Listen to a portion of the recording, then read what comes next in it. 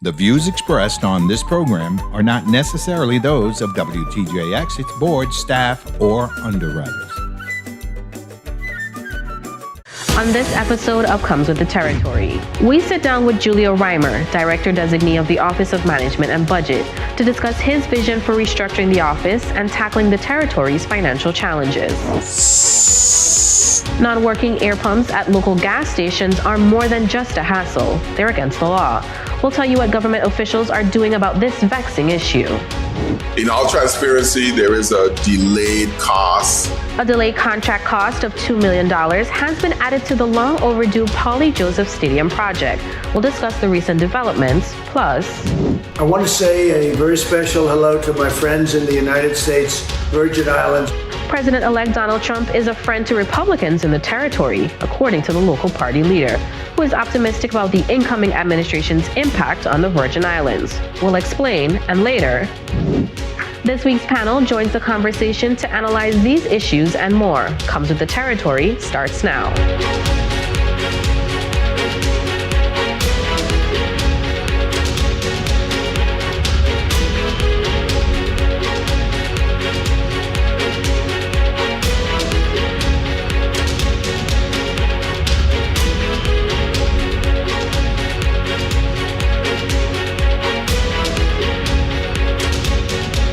Welcome to Comes with the Territory. I'm Marcelina Ventura Douglas. The Office of Management and Budget plays a critical role in ensuring the government of the Virgin Islands runs efficiently, managing public funds to meet the needs of residents across the territory. But for years, the office has struggled with issues like inefficiency, overspending, and staffing shortages. Now, with a new leader at the helm, there's a renewed commitment to restore transparency, integrity, and accountability. Here's more. I see here in terms of my vision going forward for this organization is really rebuilding the Office of Management and Budget going forward. 1, 2, really bringing accountability, efficiency, and basically having the government move in an effective way. Julio Reimer vowed to revamp the Office of Management and Budget during a press conference in September announcing his nomination, following the sudden resignation of former Director Jennifer O'Neill in June. Governor Albert Bryan Jr. described Reimer as a distinguished finance executive with over 30 years of experience, who previously served as OMB Director in 2018 and held senior financial roles at the Virgin Islands Housing Finance Authority and the Water and Power Authority. Good to have him aboard. He blends a whole host of experience and brings that to the financial management team. The Virgin Islands legislature shared the governor's support, with Reimer receiving unanimous approval from the Rules and Judiciary Committee on November 19th. Senators, I'm committed to leading the Office of Management and Budget with integrity, transparency, and a focus on results. My extensive educational background and professional experience have prepared me to tackle the challenges now facing our territory. Financial challenges facing the territory include mounting debt obligations, unspent federal grants being returned, overspending by government departments, and an understaffed Office of Management and Budget. During the November 20th legislative session, senators voiced their confidence in Reimer's ability to tackle these issues. So, we're in full support. Whatever changes that you may require or need, the legislative body is here to support you in that endeavor. This is your area of expertise. You have been doing this work for some time.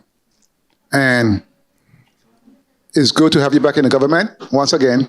I look forward to working with you moving forward as the Director of OMB.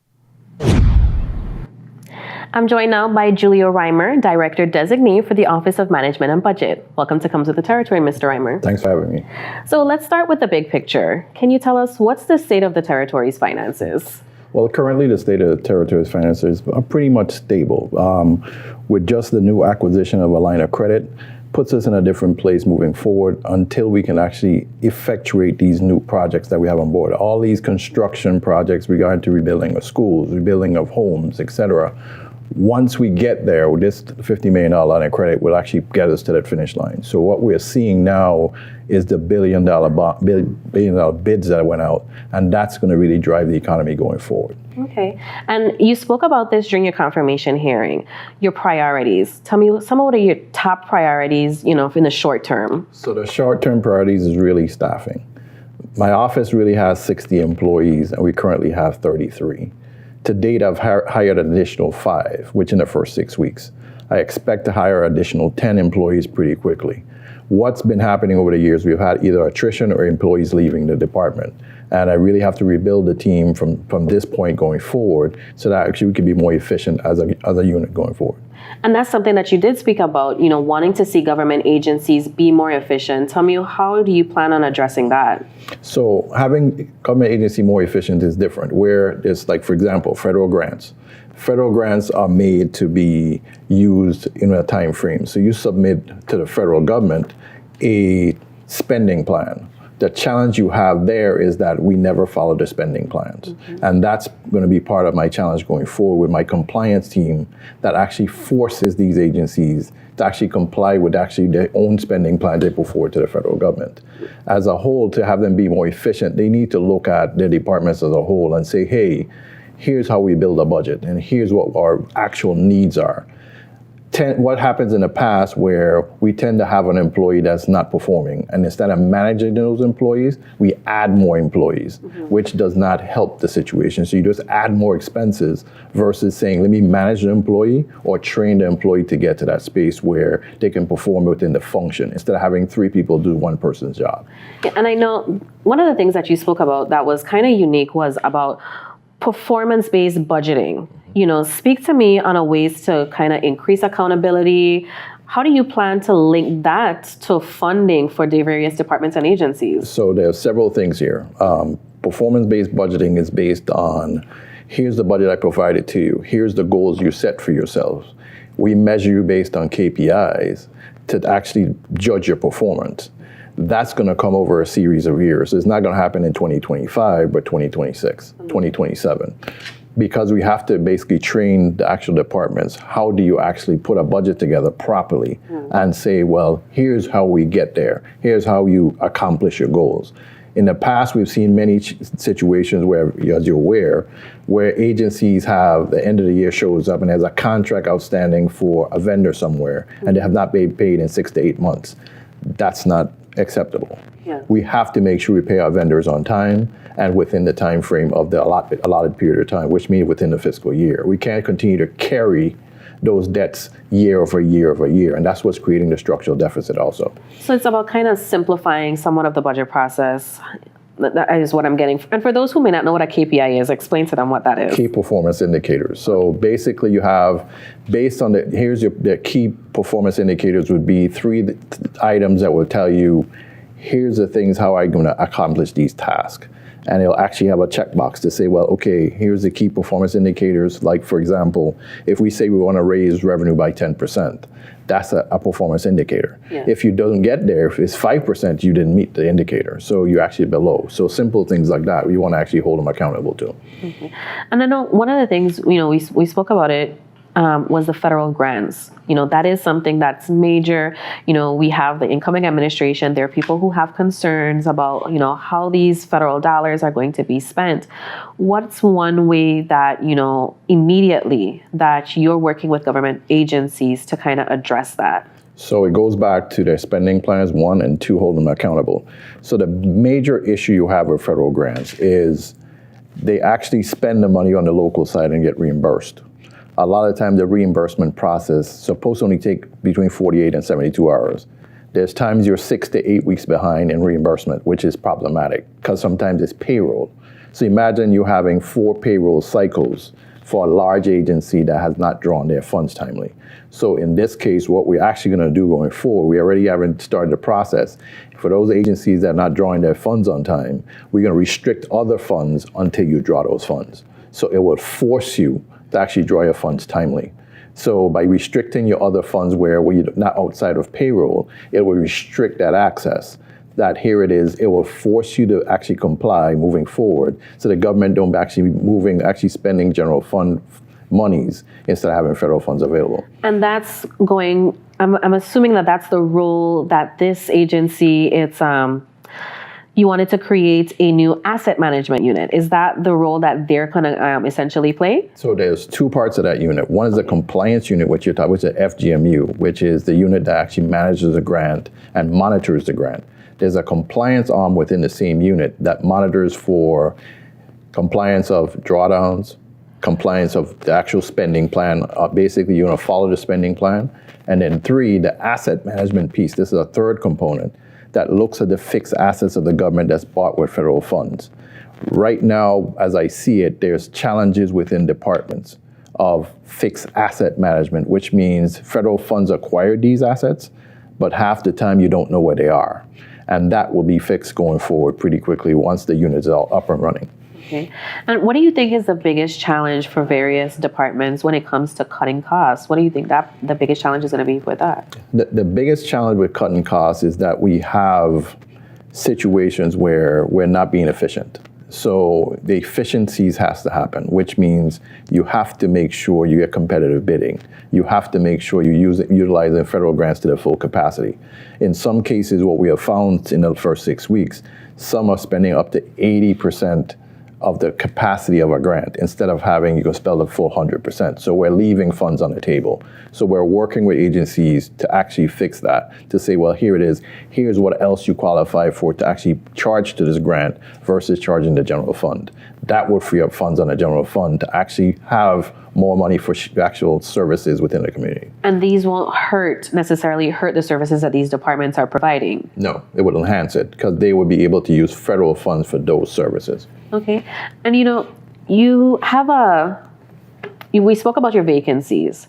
You have a fairly young department. You've had a number of people that have left. I know one of the things that you spoke about during your confirmation hearing also was about mentorship. Mm-hmm. Speak to me about that. So this time around, as I told my staff, I'm not only the director, I'm the mentor, I'm the guider, I'm the actual person that you can walk in and let's have a conversation. Nothing to do with just OMB. For example, within my first full staff meeting, I actually brought in VIHFA, which I'm a board member, to say, teach them about home ownership. Here's what they can do. Here's the opportunities they have for home ownership. Since then, I'm actually scheduling a meeting with a financial advisor to actually walk them through financial advice, looking at retirement, looking at investing. That's the other side of things, to guide them, just make them well-rounded individual versus I'm just OMB Office of Management and Budget Analyst. That I don't want them to be that. I want them to be more and aspire to sit in my seat within the next 10 years. So training the next generation. Correct. Okay. And how has your work in the private sector kind of helped to shape, what you're bringing back to the government? Well, for me, I've been in the private sector multiple times. So coming back to government is really trying to foster a very different outlook on things where you look at things differently. Look at it as it's your personal money versus it's somebody else's money in the corner. It's the government. People try to understand that it's the government. They don't realize we are the government. So if you operate it like it's mine, we will go far. And that's what my ultimate goal with my team is. Now, you were last at the helm at OMB shortly after the hurricanes in 2017. Mm-hmm. Tell me, from seeing it then in 2017, coming back in now, what are some of the major differences that you're seeing? In 2017, the very different was the acquisition of the funds then. Let's try to get money into the territory, applying to FEMA. Here's what we're going to approve for, the recovery portion. Now, as I come back, this is now mitigation, which is 428, which is now we're going to mitigate against future storms and how do we rebuild properly. So now we have this vast amount of actual federal resources. How do we use it going forward to actually rebuild the territory? Understand this is a once in a lifetime thing with billions of dollars on the table for us to fix schools, roads, housing, sewage, wastewater. You have the whole gamut of the federal government is giving you. Fix it. That's what they're basically telling us. So my job this time around is really to say, how do we fix it and how do we stay within the confines of these grants? And what progress can we see, from departments and agencies now that you're heading OMB? Well, my expectations over the next year is for you guys to see things such as the Department of Education starting to exit the third-party fiduciary. Then you start people like the Department of Health, et cetera, doing the same thing because there's components that have third-party fiduciaries. And I'm really trying to push us to the point where we don't have at-risk grants, that we have at-risk issues, that here it is, the federal government looks at us as the model versus the actual opposite, which is basically the pariah in the situation where they look at us as, well, we give them $100 million or $400 million or $1 billion and they can't spend it, or if they spend it, they don't spend it correctly. So my goal is to make us the model in terms of going forward with federal grants going forward. Well, I want to actually thank you, Mr. Reimer, for coming in, for sitting here and for talking with me, just about the finances and for educating us. And we definitely are going to be looking forward to see what's going to come out from the department over the next year. Thanks for having me. Okay. Coming up, we'll hear from this week's panel. But first, let's look at the topics up for discussion. Inoperable air hoses at local gas stations are more than an inconvenience for motorists. They're a violation of the law. Title 12A, subsection 207 of the Virgin Islands Code states all gasoline stations in the territory shall provide a functioning air hose which is accessible to the public during regular business hours. But some gas stations across the territory are not complying with this law, leaving motorists scrambling, according to a WTJX newsfeed report published last month. After falling into a pothole, popping my tire, and then replacing my tire with a spare and realizing that the spare needed air in it. I went to Gottlieb and there was a plastic bag that was covering the actual air device, so that was out of order. And then I went to the following gas station due east, and then there was a tank outside and that wasn't operable. So it wasn't until I went to the Puma gas station that was further east that pump was actually working. On November 18th and 19th, WTJX checked gas stations listed on the Department of Licensing and Consumer Affairs Fuel Price Survey. The check revealed 16 locations with broken air pumps or none at all, 10 on St. Croix, 5 on St. Thomas, and 1 on St. John. DLCA Director of Consumer Affairs Matthew Paget says the department tries to test air pumps annually at the end of the year, unless a specific complaint is filed. Since the WTJX report, some gas stations have repaired their air pumps to comply with the law, but others still have non-functioning equipment.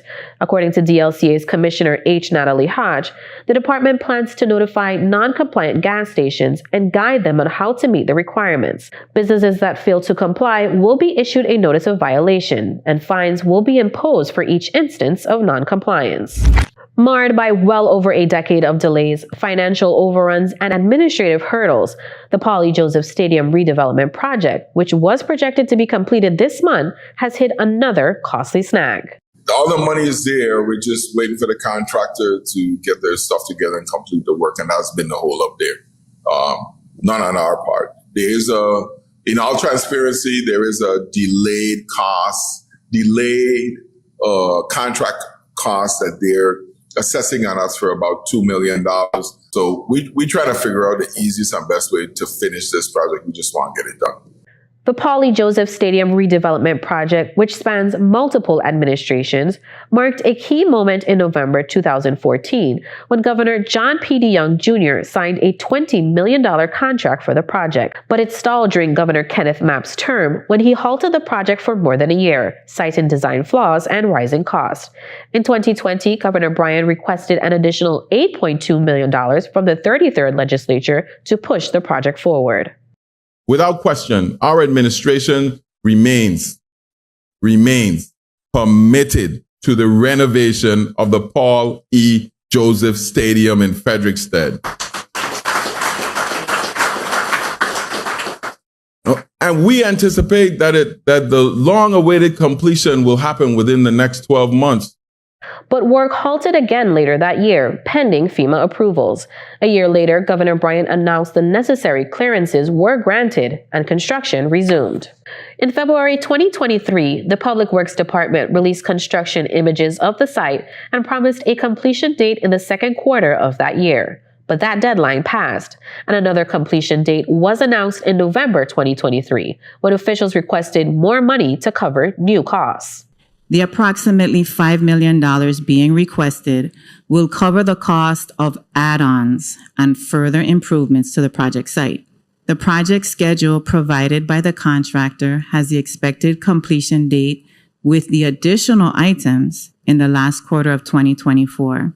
However, this may change once orders are placed for long lead and fabricated items. In answering questions recently about the current state of the Pauli Joseph Stadium project, Governor Bryan explained the $2 million in penalties being assessed in delayed contract costs. If you would remember, in the MAP administration. They actually stopped the job for almost a year and a half. During that time, the costs keep going. Whatever you rented, the price of material gets higher. There's a mobilization cost. You get people sitting that you're paying who are not allowed to work because the government is delaying for any reason. It's standard in most contracts, and in this contractor in particular has assessed those costs on us. Of course, those are negotiable, but we try and work with them to get it completed. I've been feeling a lot of calls and texts lately about many of you worrying about the results of the election and how the Virgin Islands is going to fare with a Republican House, Senate. At a press briefing last month, Governor Albert Bryan Jr. addressed public concerns about the impact of a Donald Trump presidency combined with a Republican-controlled Congress. He assured residents that he is taking steps to protect the territory's interests. I'll be traveling to the mainland to meet with key members of Congress, as well as officials from the Biden and the Trump administrations. These conversations are critical because they ensure that the federal government remains a strong partner for us. While the governor focuses on strengthening federal partnerships, local Republicans are optimistic about the potential benefits of a Trump administration. We did a lot for the Trump campaign, and I believe that Trump has historically treated those who have helped him very, very well. Yob explained that the Republican Party in the Virgin Islands helped Trump's campaign by moving its caucus date to February 8th. We moved the caucus in the Virgin Islands forward, moving in front of South Carolina to help President Trump get momentum going into the South Carolina primary, where he was facing home state Nikki Haley. And President Trump recorded a video thanking myself and Republicans in the Virgin Islands for our support in that caucus. John Yob, who's been fantastic and really loves where you are and loves the people. I think we're going to do something very special, and it's called Make America Great Again. We're going to make America great. We're going to make the Virgin Islands great again, and it's not going to be that tough because you are starting with something that's very, very special, and the most special thing of all are your people. Yob said the Republican Party in the Virgin Islands stands ready to assist Governor Bryan in advancing the territory's interests under the Trump administration. The administration views the Virgin Islands very positively, as evidenced by the kind words that President Trump had for us in that caucus process. And I'm confident that we will be able to use our access to Washington to further the interests of the U.S. Virgin Islands. When asked about lobbying Congress to permanently increase the rum cover over rate, Yob said they are open to the idea, but would need to speak with local elected officials first. It sounds like a very important issue, but we would need to speak with elected officials in the Virgin Islands to gather more information before making any sort of recommendation to Washington. Joining me on set to analyze these issues are attorney Key Walker, founder and managing attorney of Walker Legal, Terrence Thomas, co-host of Ideas and Issues on WSTA 1340 AM, and Imani Daniel, community advocate and delegate-elect to the 6th Constitutional Convention. Welcome to the show, everyone. And before we drill down on the topics of the day, I want to get your thoughts on the discussion that you heard earlier. Attorney Walker, what stood out to you the most from Mr. Reimer's discussion? His intention of working with all the other departments regarding the budget. There seemed to be at times during the past couple budget hearings some friction with regards to the various agencies. I think when you have a leader who's looking at collaborating with all of those departments, it makes for a better budget presentation. You know, we kept hearing departments going to the legislature saying, I'm not satisfied with what's been allotted to me, which is strange. Because you're an administration, you're supposed to come in unified. And there seemed to be a lack of unity among the cabinet when it came to the budget. And I think we'll see a change with that based on what he explained to you this evening. Ms. Daniel, tell me, what are some of your takeaways from the discussion that you heard? Well, what I thought was most interesting was he seemed to have 3 improvement plans for efficiency specifically. So that was helping organizations to develop these spending plans to maximize the federal funds, managing existing staff, not just hiring new staff, which I think is a good point, but we also need to talk about what we're paying staff so that we can recruit better talent and retain better talent. And then also doing professional development within these organizations, like we talked about, so that they know how to budget and prioritize and identify needs. Yeah. Mr. Thomas, tell me, what do you think of Mr. Reimer's plans on linking funding to results to hold department agencies accountable? I think that's commendable. I think it's necessary because, as he mentioned, he did a few stints in the private sector. That's most how the private sector operates. You don't get money, spend the money, and then come back for more unless you can demonstrate what you've done with the money you were given in the first place. I think one of my takeaways from listening to Mr. Reimer speak wasn't so much around the mechanical operations of the Office of Management and Budget, but his plans for staff development, and I heard him mention succession planning. He said in 10 years for someone to step into his position. I think that is very important. Mr. Reimer, like some of us are at that point where retirement is on the horizon. And so we have to start taking a serious look at who's going to step into our shoes as we move on into retirement and doing other things once we leave these senior level positions. And that's very important because the Virgin Islands needs its young people who are here, and for those who are waiting to come back and make sure that Virgin Islands can compete on a global scale when it comes to the various things that are out there for us to take advantage of. Yeah. Now, I want to turn our attention to another community issue, gas stations not complying with the law to keep their air hoses working. Now, I want to let you all know that the man you heard in our news story who went from gas station to gas station after hitting a pothole is my husband, Andre Douglas. So this is an issue that I'm personally familiar with, so let's get into it. Imani, Mr. Thomas, you both are St. Thomians. And you both are familiar with the pothole turned crater that Andre hit on the road.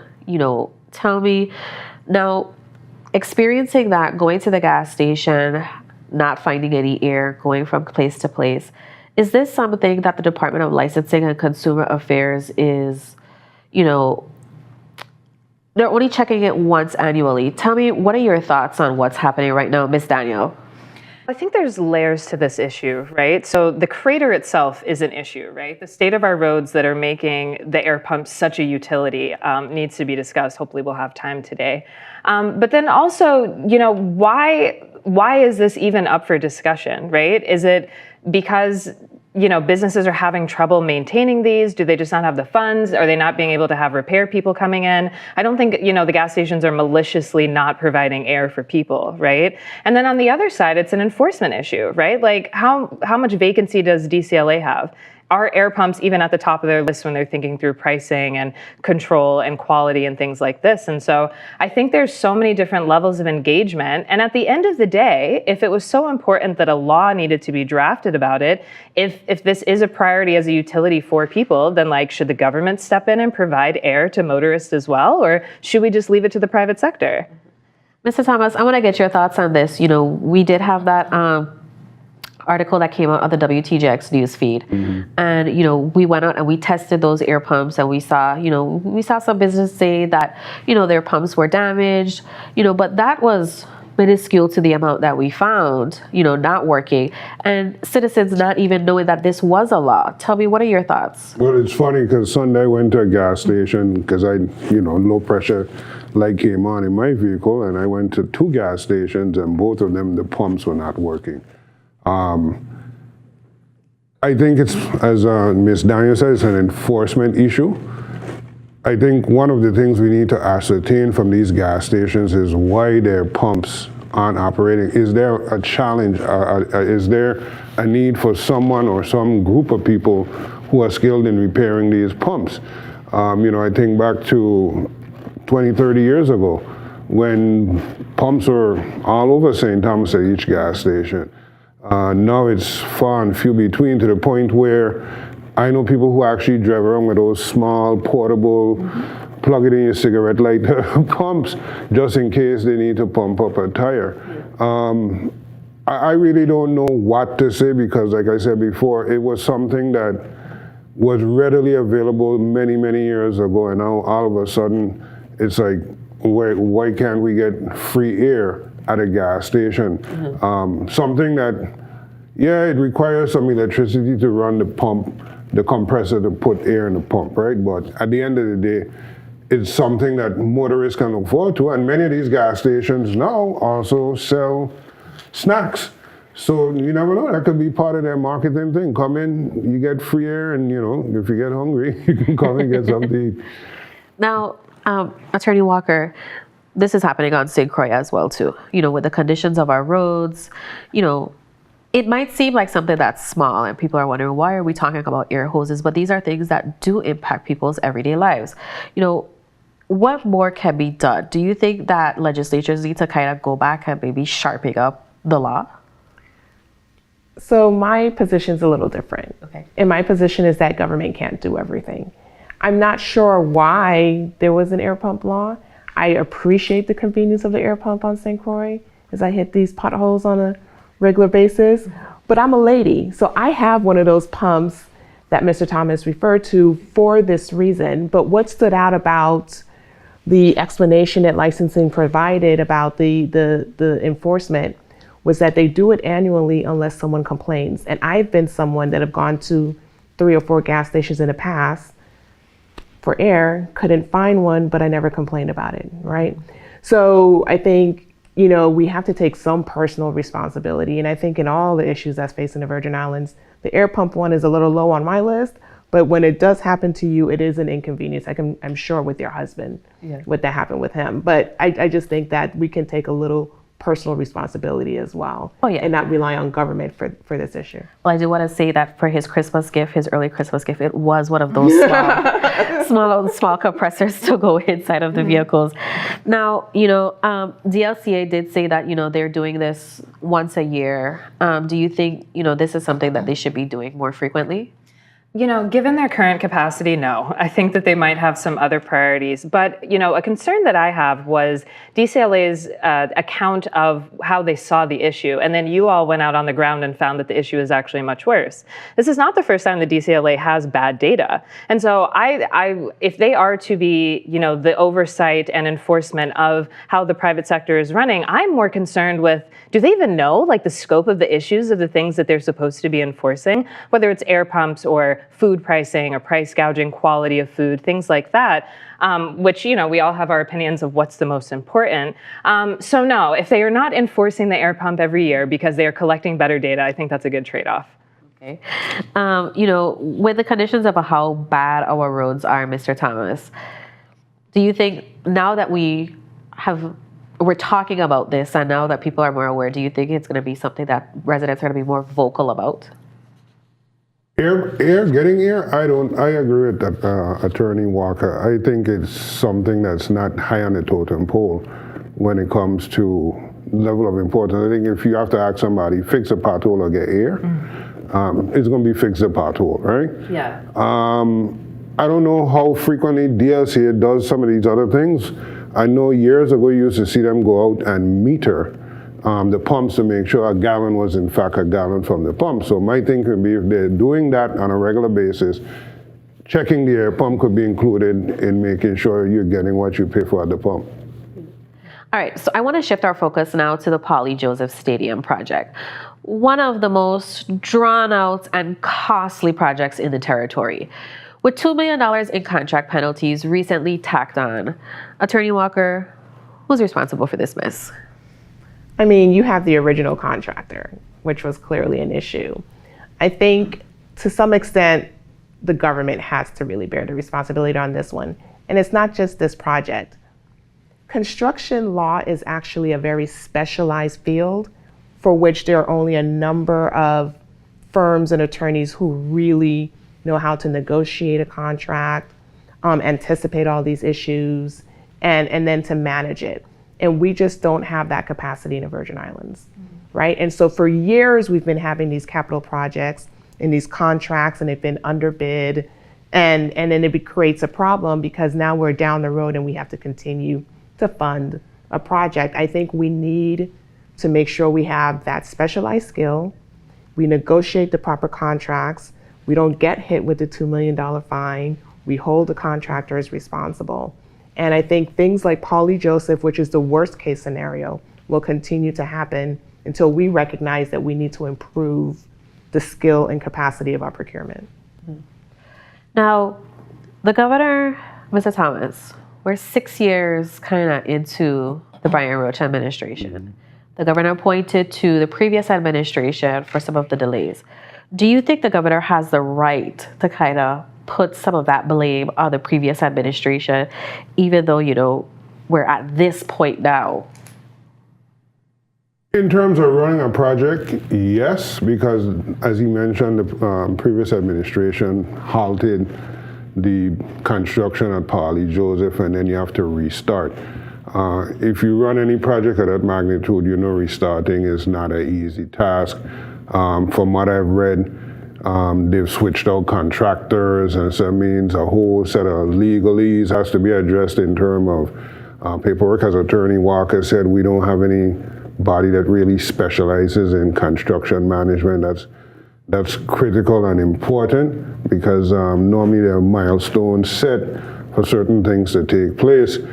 I just think the Parley Joseph Stadium project is one of those projects that we've just let spin out of control as a territory, right? This got started under the DeYoung administration, and now we're into the second term of the Brian Roach administration. So you're talking well over a decade, going on 2 decades, where we've been trying to rebuild this stadium. It's not a good look for us.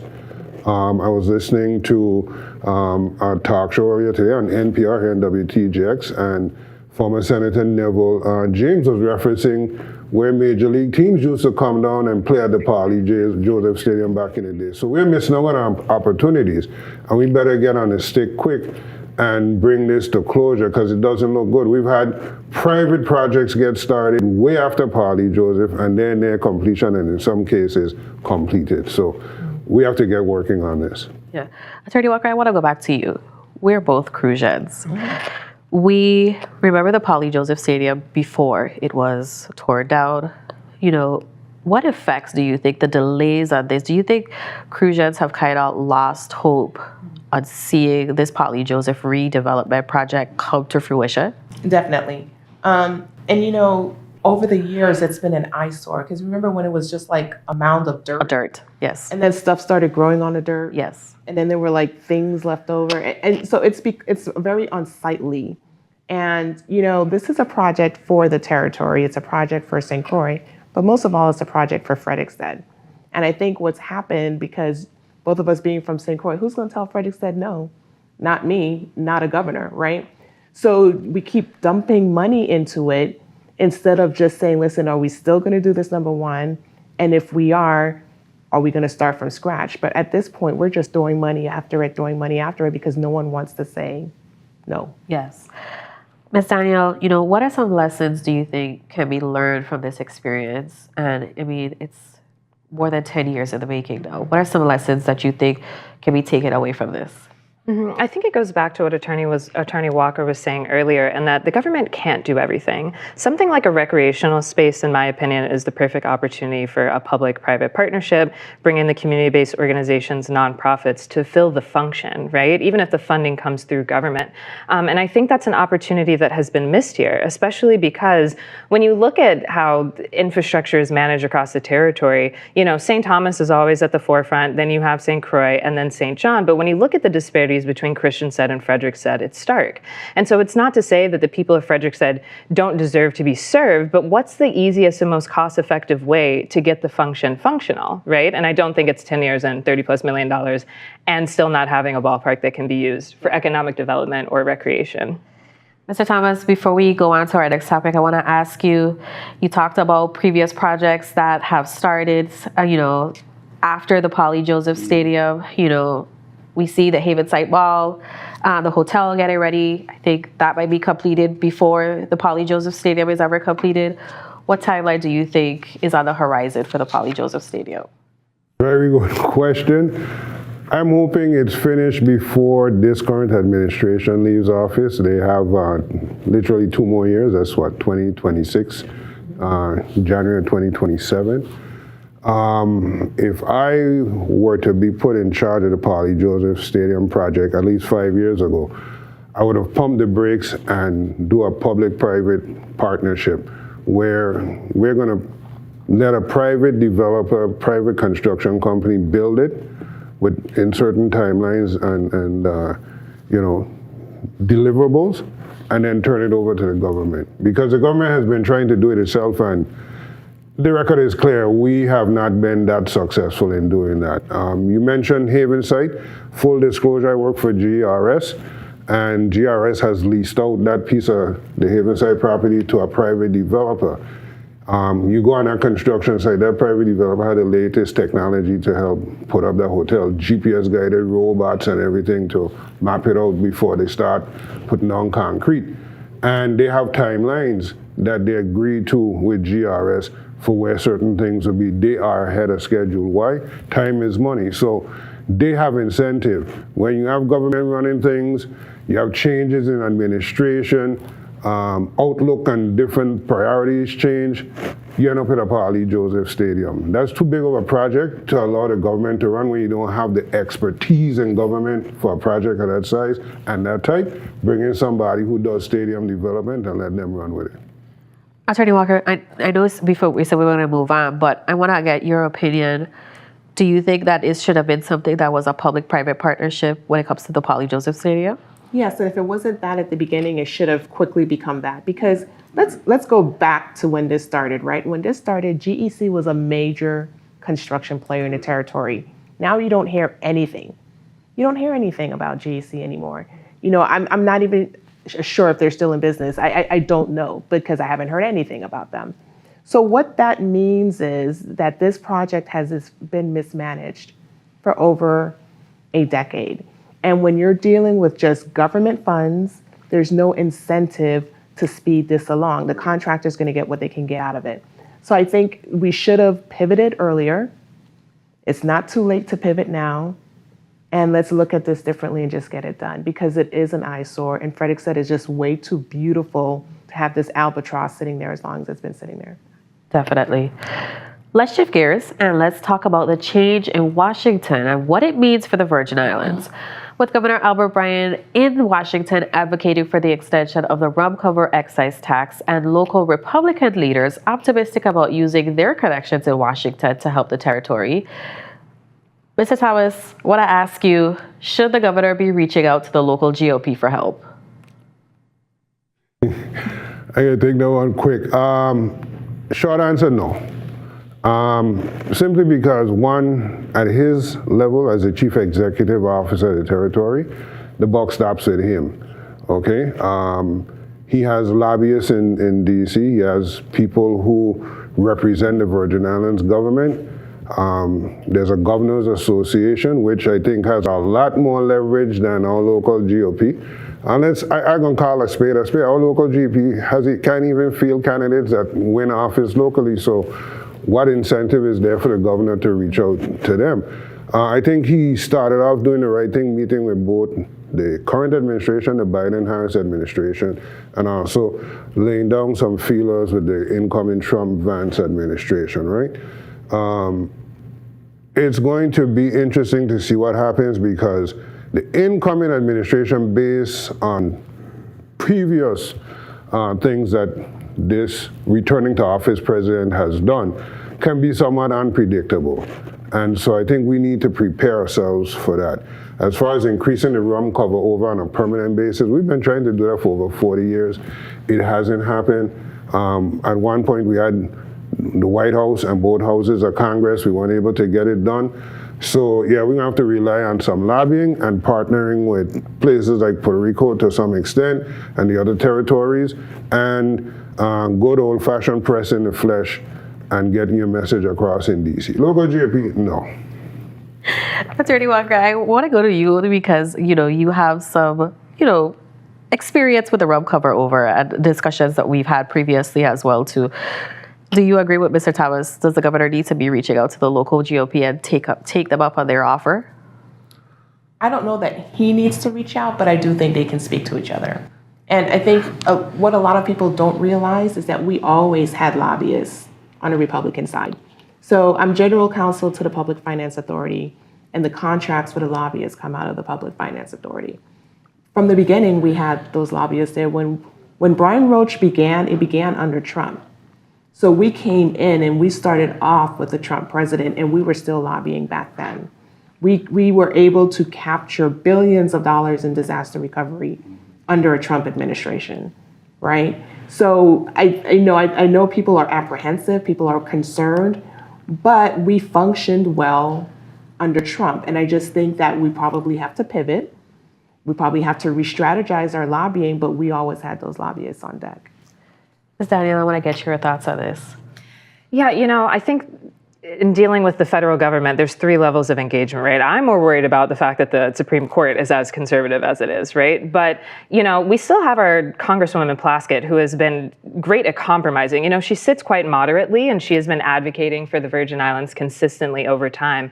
And so I don't think that's going to change much, right? I am worried about some of Trump's policies that I think are going to have everyday effects on people who rely on social services, the Department of Education, housing benefits, our immigration, situation, and if there's going to be mass deportations. And I don't think that's something that, our executive branch can necessarily stop or impact.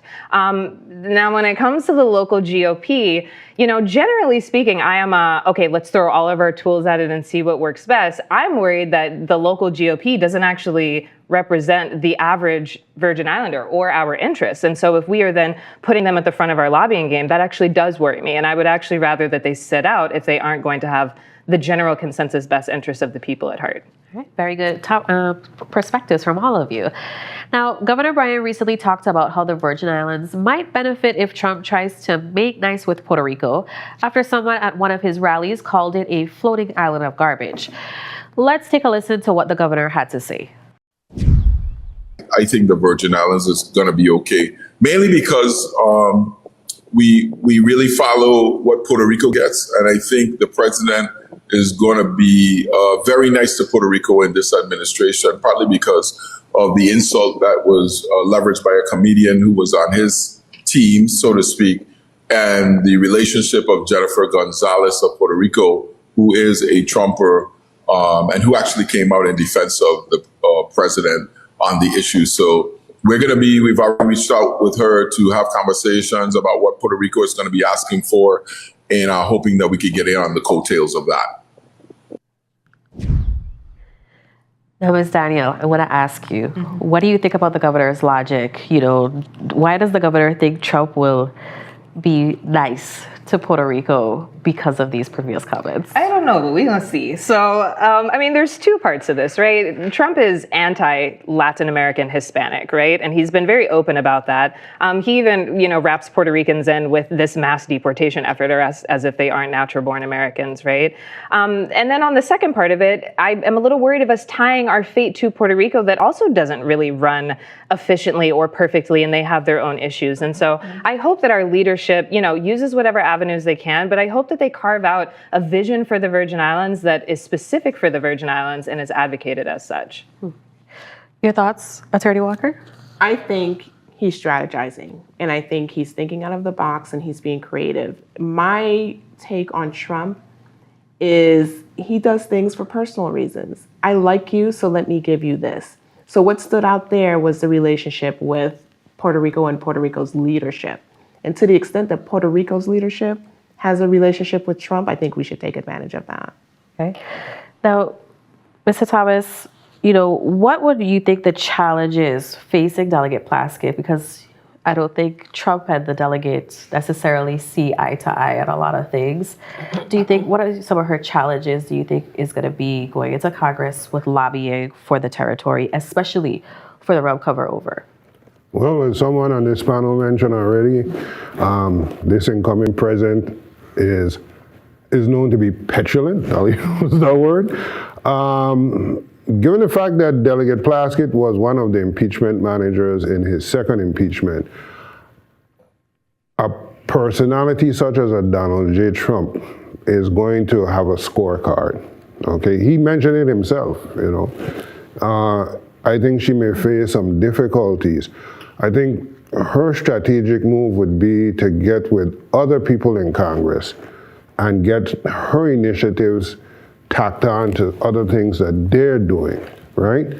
I don't think she's going to be able to walk into the Oval Office and sit down and, have a nice pina colada with the president, the way she might have been able to do with, let's say, had Vice President Harris won office, or in the case of the current President Joe Biden.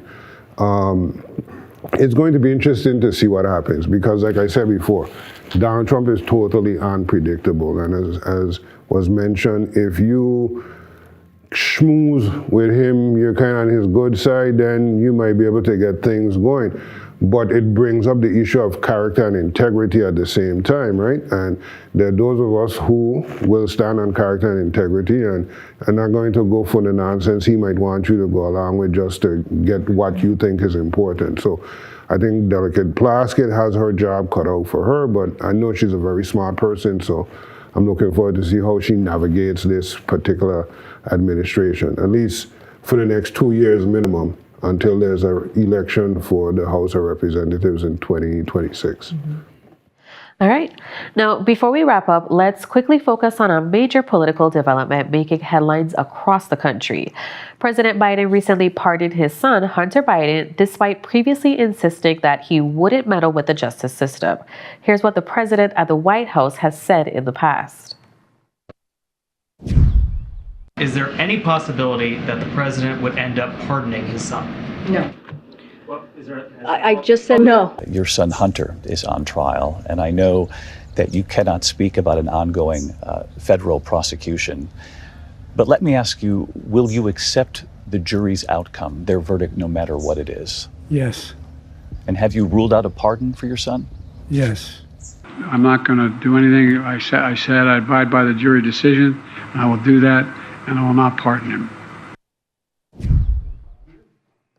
In a written statement following the pardon, Biden acknowledged that he previously promised not to interfere with the Justice Department's decision. However, he said Hunter was selectively and unfairly prosecuted for being his son, and that's wrong. Mr. Thomas, what are your thoughts on the president pardoning his son? As a parent, if I were president and any one of my child were facing the same circumstances that his son is, I would do the same thing. He's in a catch-22 situation. During the campaign season, let's say he had said that he was going to pardon his son.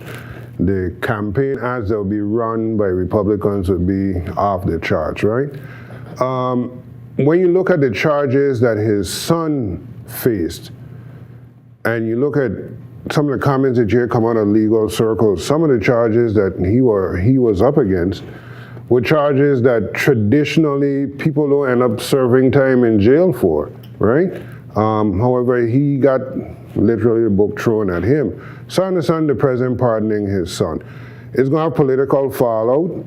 I'll say this, I saw something earlier before coming to the program, and some Democrats are very upset with what he did, but if the shoe is on the other foot, I don't even think federal charges would have been brought, let's say, if it was one of Donald Trump's children, that it would have gotten to where there was an actual indictment. I think they would have shut that down from day one. So it is what it is. There's going to be fallout, but political memories are short. 6 months from now, that's not going to even be a discussion. So I would have done what he did.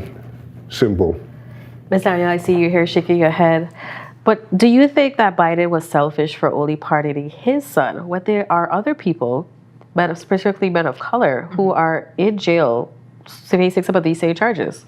Yeah, I think it is selfish, and I think people are allowed to be selfish with the power that they hold, right? Whether it's right or not, I think it's expected. I also fully expect to see more pardons coming out of this administration, right? Biden's never going to run for office again. He doesn't have anything to lose, and so, we can be judgmental about this, but I am optimistic that we also will see some reparative and restorative pardons in the future as well. Attorney Walker, what are your thoughts on this pardon? Would you have done the same thing? It depends on the charges. So with regard to Hunter Biden, one, they reneged on a plea deal. They prosecuted him for filling out wrong information on a gun license form. They don't even do that to Black people, right? So you've got those things that were unusual, which leads me to conclude he was targeted. He was an addict. You just prosecuted an addict and made a big deal about prosecuting an addict. That's another issue. Now, Joe Biden owes no one nothing at this point. The Democrats put him out to pasture and ran a candidate that lost. And we know that when Trump comes in, all of the January 6th people are going to get pardoned. He's already going to pardon all of his buddies. So Biden pardoning his son who was unfairly targeted, I have no problem with that. I look forward to running into Hunter at Touche's like I did the last time he was there. And if he's, available and Secret Service allows, I'll buy him a drink. I'm glad that he was pardoned, and I support it 100%. Okay. So do you think, though, that this is going to set precedent for incoming presidents or future presidents to pardon family members? Possibly, but I'm less concerned about Hunter being pardoned than these guys who stormed the Capitol, I'll tell you that. So I slept well at night. I was happy for him. I was happy for Hunter. And I think there will be more pardons. I think this is the first one. Okay. All right. Now, Ms. Daddio, do you think that this is going to affect some sort of public trust or, tarnish some of the legacy of the Biden administration? It depends on who you ask, right? The Democrats are going to be loyal, and this is going to be, the presidency that we lost, or, between Biden and Harris trying to run and whatever mess we just saw over the last year. The Republicans are going to talk about it for the next 6 months until we move on to something else. I don't think this is going to tarnish his legacy in the history books and what goes down. I think it'll be a footnote, maybe even something that's giggled about. But again, I think the Supreme Court has set precedent that has really inflated the powers that the president holds, and that does worry me, especially with, another Donald Trump presidency and who he plans to pardon. I mean, he could pardon himself if he wants, which, they've had conversations about. But I don't think it's going to tarnish the Biden presidency in a way that matters. Very strong and very informative insights from all of you. I want to thank you so much. And that's all the show we have for you today. Be sure to tune in next Sunday at 1 p.m. for an all-new episode of Comes with the Territory. In the meantime, for your news updates, tune into the WTJX newsfeed on weekdays at 5 p.m. on 93.1 by downloading the WTJX app. I'm Marcelina Ventura Douglas. From all of us here at WTJX Channel 12, take care.